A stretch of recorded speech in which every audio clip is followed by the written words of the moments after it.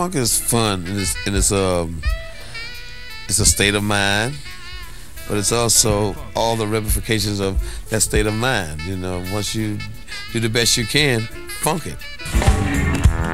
Once a funk upon a time, when humankind had fallen out of rhythm with the cosmic stroke, there came from the farthest reaches of the chocolate Milky Way a key that would free the minds and asses of generations. For centuries, this key remained among the secrets of the pyramids, until the arrival in the 70s of a band of freaked-out Afro-Nuts endowed with true groove. Intergalactic passports gave their name as Parliment Funkadelic.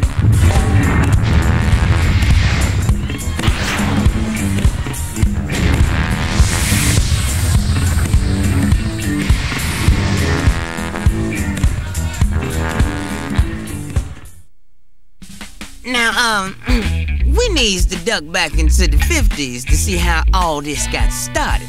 So, excuse me while I put my do-rag on.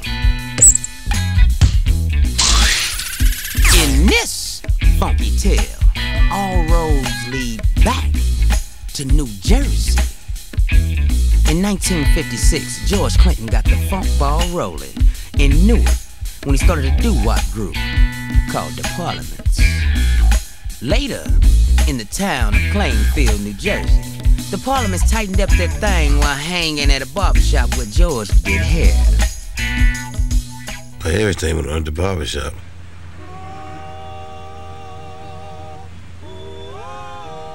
On Saturday, it was the meeting place for most of the grown-ups, you know. Everybody be there lying and telling jokes. It was just one big place in town where it was hip to hang out at. It was all about the barbershop, you see. You go in like this, and you come out like this. Fried, dyed, and laid to the side. If you hung out at the barbershop, you was automatically cool. You know, you had a process, you was cool. George had them big old hocks, and he could put that finger wave in your hair, boy, and he could put a wave in there that would, especially this first wave, boy, it would probably stay for a week and a half. I like doing hair just like I did music, so I basically would, if I didn't have nothing to do, I would go ahead and do your hair. Inside this particular barbershop, they wasn't just cooking up bad hairdos, but some badass harmony to boot. Now he's sitting there with his head hung low, tears falling from his eyes on the floor, he's crying, "Oh, Willie." When he formed his group, the Parliments, they were more of a doo-wop type of a group. The doo-wop scene was like a competitive type of thing. You know, who had the best do, who had the prettiest suit on, and who did the funkiest steps. In those days, the Motown sound was the sound.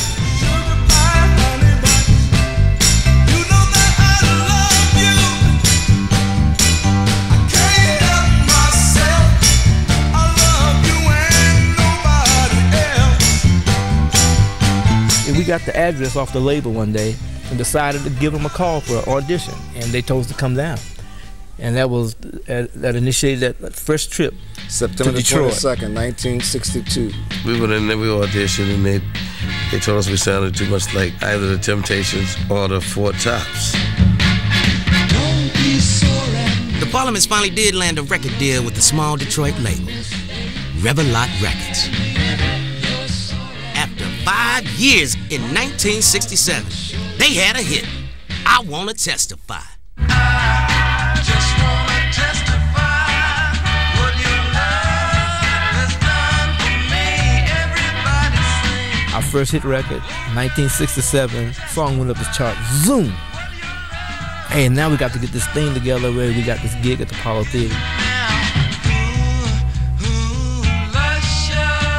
We was headlining over top of the OJs, the Impressions, a whole lot of big stars, and they was all wondering how do we become the headliners of the show. We got out there and screwed up so bad.